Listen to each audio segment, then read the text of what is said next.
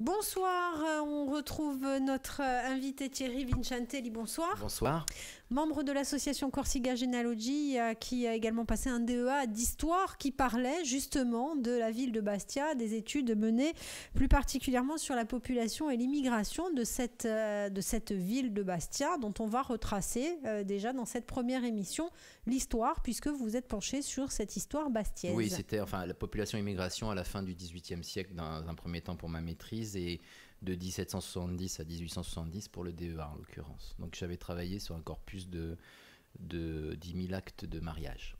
Effectivement, donc, voilà, un beau corpus, à étudier. Alors Bastia, on sait des choses sur cette ville, voilà, vous allez nous en rappel apprendre d'autres. Sur la fondation donc, de la ville, puisque à l'emplacement où va s'édifier Bastia se trouvait donc, le hameau côtier du village de Cardo, qui était très attendu, disons, au Moyen-Âge. Donc, ce qui s'appelait auparavant Porto Cardo, donc, où y vivaient quelques familles de pêcheurs.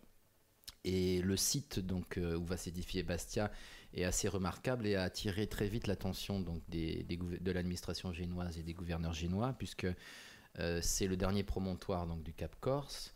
C'est un site qui est défendable, très aisément défendable, avec le rocher, et il y a un port naturel. Donc, c'est un endroit qui est plus pratique pour les Génois que ne l'était Bigouille. Donc, déjà, on a une première étape, donc c'est la construction du fortin, donc de la Bastille, qui a donné son nom à Bastia.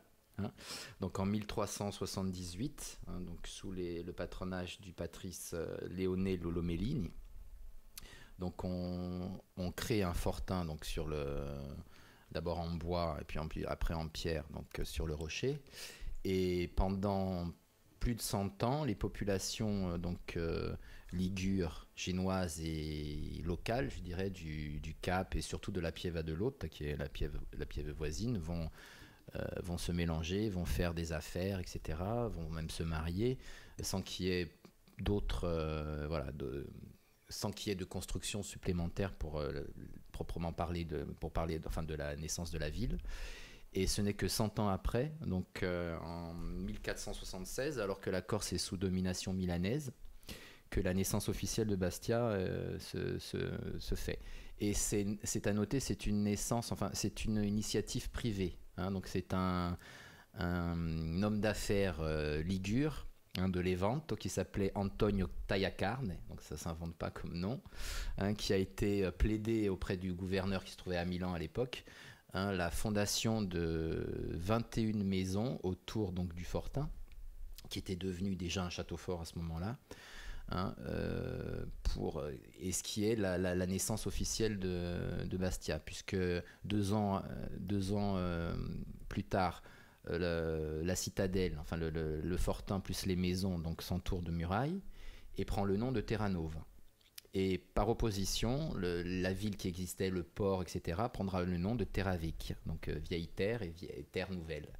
Et c'est ce qui caractérise encore de nos jours Bastia, puisque ça a donné donc naissance aux deux paroisses bastiaises, donc San Giua, Saint-Jean-Baptiste de Terra Vecchia pour le port, et Santa Maria de Terranova, l'église cathédrale, pour la citadelle.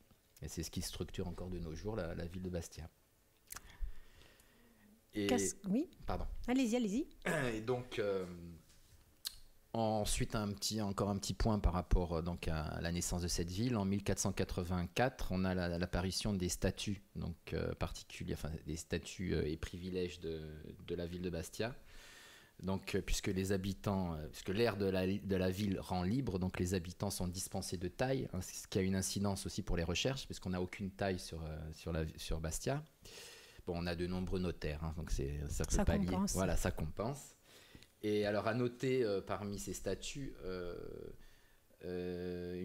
qui essayent d'organiser une primauté des Corses d'origine ligure sur les Corses d'origine bastiais, enfin, sur les Corses donc venus s'installer à Bastia, puisque les populations d'origine corse se voient refuser certains métiers de l'administration et sont obligées de se marier avec des femmes ligures ou des femmes prises dans la Pieve de l'Hôte. Voilà. Donc ça distingue un petit peu. Mais de par sa fondation, de par cette période déjà de 100 années où les populations se sont mélangées, etc., Bastia reste un préside, donc une ville génoise qui est très ouverte, et qui est déjà c'est une initiative privée qu'il a créée, etc. Donc elle est pas tournée vers l'extérieur, elle n'est pas tournée vers Gênes, elle est aussi tournée, elle vit en symbiose avec son milieu naturel. Donc c'est ce qui la distingue de villes comme Ajaccio ou comme Calvi. Alors justement, si on fait un peu un comparatif avec certaines villes, on peut penser à Bonifacio. C'est vrai que Bonifacio, là, on va dire la vieille ville, la ville haute, c'est, on dit c'est la vieille ville, les premiers Bonifaciens sont là-bas. Sur le port, c'est plus venu après, je dirais. Et sur Bastia, donc Terravecchia, Terrano, c'est un peu le contraire. Voilà, oui, les populations ont coexisté dès le départ, je dirais. Et les premières populations, évidemment, sont celles de Portocarde. Bon, il y avait quand même que quelques familles, puisque le territoire du village de Cardo était très, très étendu. D'ailleurs, Cardo, qui deviendra un hameau de Bastia au courant du 19e siècle, qui a été rattaché, c'est le contraire, là, qui a été rattaché à la ville. Mais les populations se sont mélangées. Il n'y avait pas de séparation comme il pouvait y avoir entre la citadelle de Bonifacio, ou même des fois que les canons étaient tournés vers l'intérieur des terres et pas vers la mer. Entre la citadelle de Bastia et le port, non, jamais. Et c'est une ville qui est très ouverte. Voilà. Ça a peut-être donné aussi... Et les populations sont mélangées beaucoup plus aisément. D'ailleurs, on verra au niveau des patronymes, ça se ressent déjà pas mal. Si on fait un parallèle avec le Bastia d'aujourd'hui, c'est vrai, cette ville portuaire, c'est le premier, on va dire, un grand port de commerce aujourd'hui aussi. Capitale administrative de la Corse, surtout. Donc, c'est Ajaccio, on ne connaît pas. Ajaccio, sans Napoléon, on ne connaît pas. Pas véritablement, mais bon, ça, c'est un autre débat.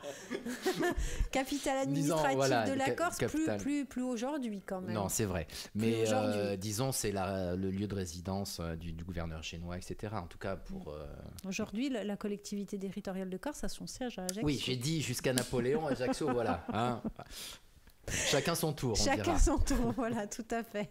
Il y a de la place pour tout le monde. Voilà, exactement, un beau partage des responsabilités, c'est ce que la Corse peut espérer de mieux.